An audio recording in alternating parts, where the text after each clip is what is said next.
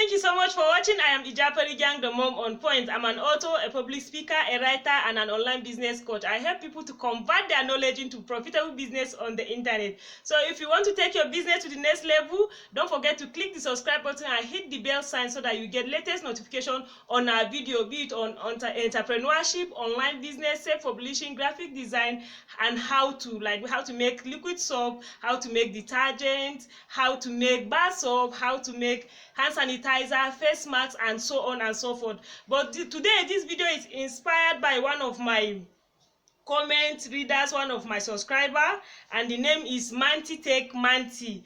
The comment goes this way: good day, madam, kindly address the issue of security. Thanks. So I want to say a shout out to Manti. Thank you so much for dropping that comment, and that comment inspired this video. And if you are watching me right now, you have any question or there's a particular issue you want me to address, kindly just drop it in the comment section of this video. So today I'm going to talk about security issues when it comes to POS business, and this video is for you if you are inspiring to start a POS business.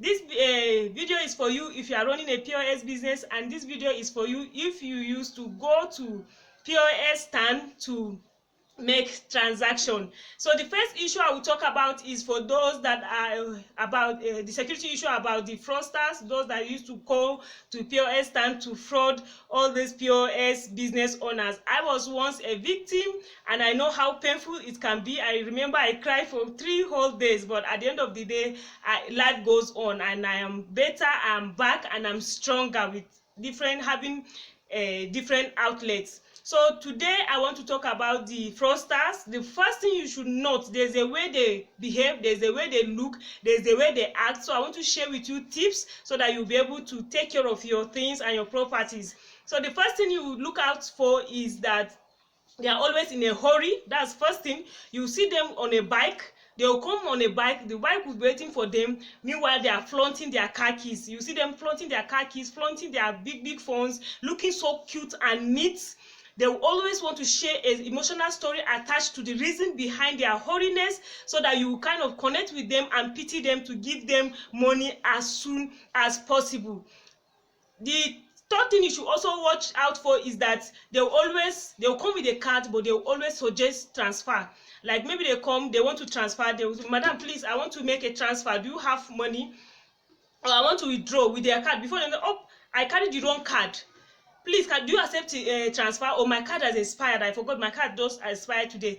Can I make transfer? By the time you say yes, they will not say, how much do you have? By the time you tell them, they'll say, okay, can I have your account number? By the time you make this transfer, you will receive alert. But I want to tell you that it's actually a fake alert. And how would you detect a fake alert?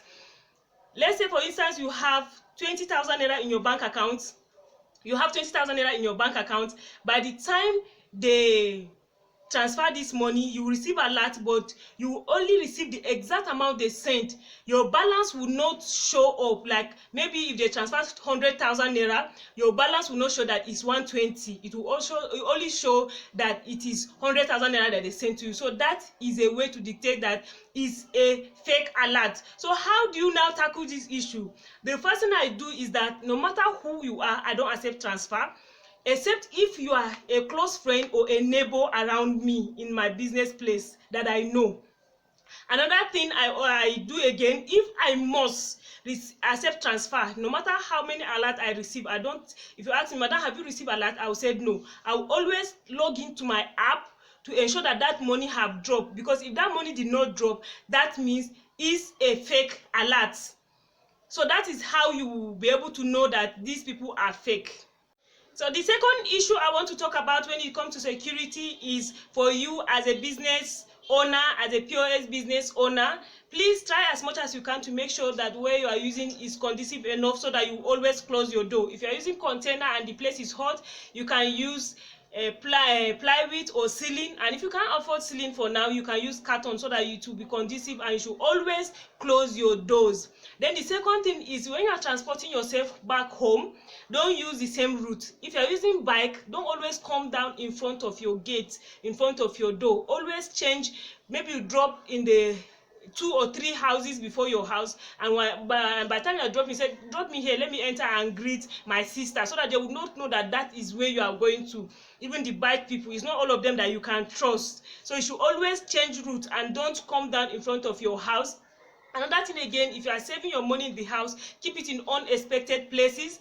Make, if you have children that are little like mine, make them believe that you don't come with POS. Sometimes like me, if after I've calculated everything, I'll just tell them that I'm going to drop the POS and the money in the police station. So it's very, very important, all these security measures. Make sure you try as much as you can to secure your properties, to secure your things.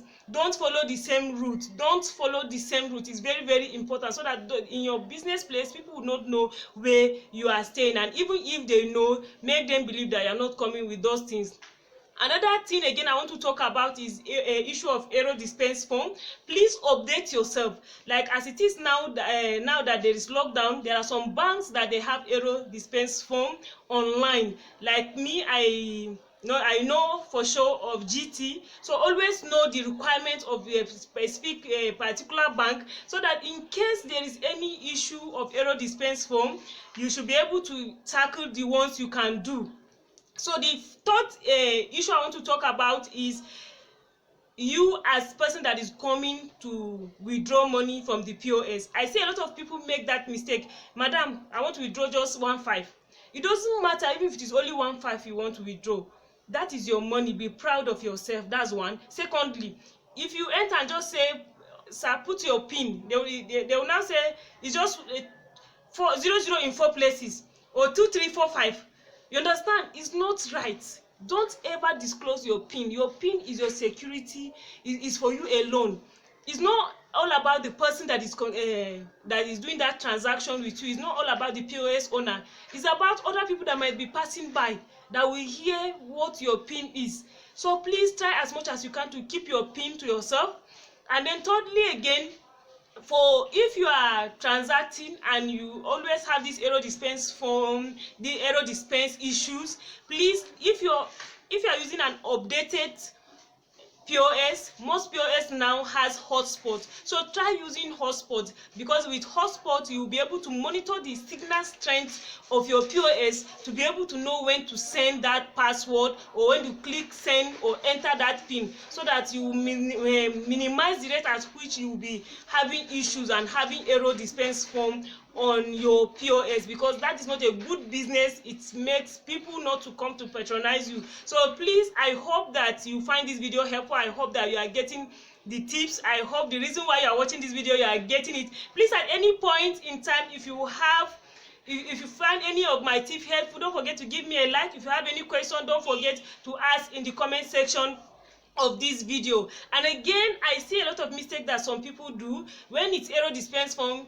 Please be polite. Be polite to your customers. It's very important. Make them to understand the reasons behind it. Like me, what I'm using, the POS that I'm using, immediately something like this happen, you'll be able to forward it to online agents immediately to tell you the state of that transaction, even if it is a failed transaction. But so doing, your customer will know that you are concerned, and they will reply you immediately telling you that if you should go to the bank, or if the money is hanging on your own POS, so that you know what to do and what not to do. So I hope you find this video helpful. Until I come your way again in the next video, don't forget to hit the subscribe button.